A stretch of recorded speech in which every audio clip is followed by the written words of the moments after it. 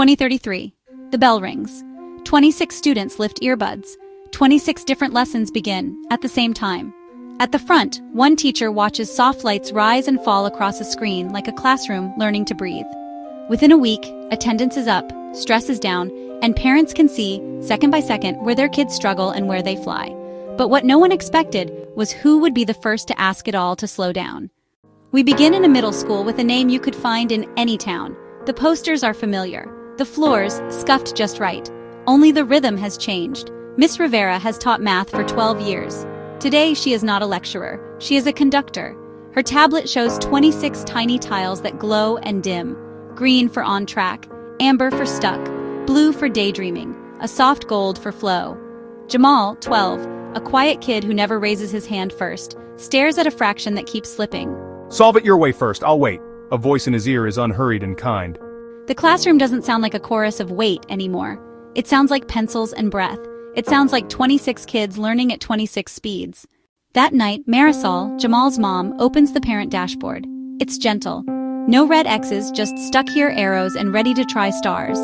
She exhales. She sends Miss Rivera a thank you with 3 exclamation points and a heart. By morning, the group chat is on fire. A screenshot circles a phrase from the terms of service. Short audio may be stored to improve the product. Another parent writes, improve whose product? The principal schedules an emergency meeting. 2 vendor reps arrive in good blazers with careful smiles. If anything feels wrong, I turn it off. A video goes viral.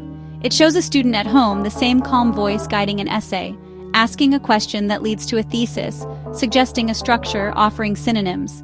The comments split like a courtroom. That's coaching and that's cheating. A district suspends 63 students in one day for unauthorized assistance. Parents arrive at the superintendent's office with lawn chairs and phone chargers. Their signs aren't clever. They are simple. Tell us the rules. New rules arrive, written in plain English. A hint is a question that makes you think. A hand is a sentence you didn't write. On a Monday in May, the servers go dark. Not a hack. Something more ordinary and more embarrassing. A misconfigured network rule. Miss Rivera opens a cabinet she stocked in week 1, labeled Analog Backup, and launches the Great Cardboard Geometry Lab. Kids build shapes. They argue about angles. Across town, a school stares at blank screens like they might wake themselves. Teachers wait for instructions that never come. The app lets parents message teachers at all hours. Miss Rivera sets her phone to silent. She doesn't check it after dinner. She checks it after dinner. The union steps in with a phrase that will echo for a decade: human veto. No matter how elegant the algorithm, a teacher can slow it, speed it, or mute it. No explanation required. Jamal notices a new button. Retry. No hint. He taps it. The voice says, okay, I'll wait. He fails once, twice, 3 times. He leaves Miss Rivera a voice note because the app now asks students to explain in their own words. That note does something data never does. It moves someone. A rural district on the state's edge joined the rollout last. The devices were old. The teachers were ready. The signal was not. The second month, a grant arrived. The third, a tech who learned names and stayed after school to fix routers. The fourth, something better than gear, time to practice. Meanwhile, a wealthy district hundreds of miles away, flush with gear, skipped training to save time. The co-teachers worked, the teachers didn't. To protect the new grading system, the district enabled automated proctoring. Webcams watched for suspicious gaze. Microphones listened for whisper patterns. One boy cried in the hall because he'd never been in trouble and didn't know how to stand there. Miss Rivera turned the flags off in her class without asking. She graded the old new way: quick oral checks, whiteboard proofs, quiet corners for students who freeze. The homeroom accord was both. Not a law, but a deal. Districts and vendors signed it because not signing looked worse.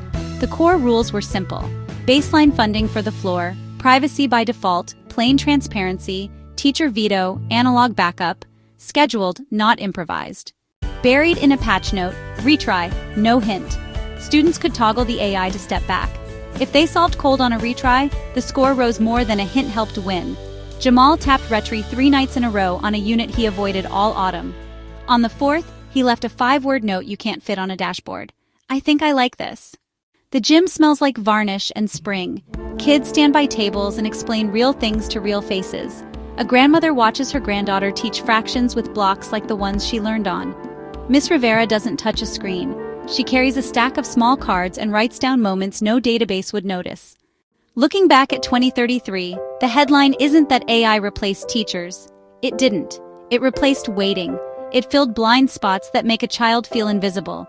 The surprise wasn't higher scores. It was that school's field changed. Less performance, more practice.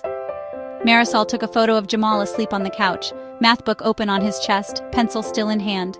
She did not post it, she printed it. Miss Rivera sat on her classroom floor and packed the same box every teacher packs. She added something new, a drive labeled "For Future Me." The co-teacher turned off for summer. The dashboard lights went dark. The school got very quiet. For a while, everyone remembered what the future is made of when you're 12: air, sunlight, friends, sleep. Looking back at 2033, we didn't ask AI to replace teaching. We asked it to make room for it. The deal we struck, privacy first, human veto, a funded floor, and a pencil drawer that never goes empty, wasn't glamorous. It was good. You've just heard one version of the future. What do you think is coming?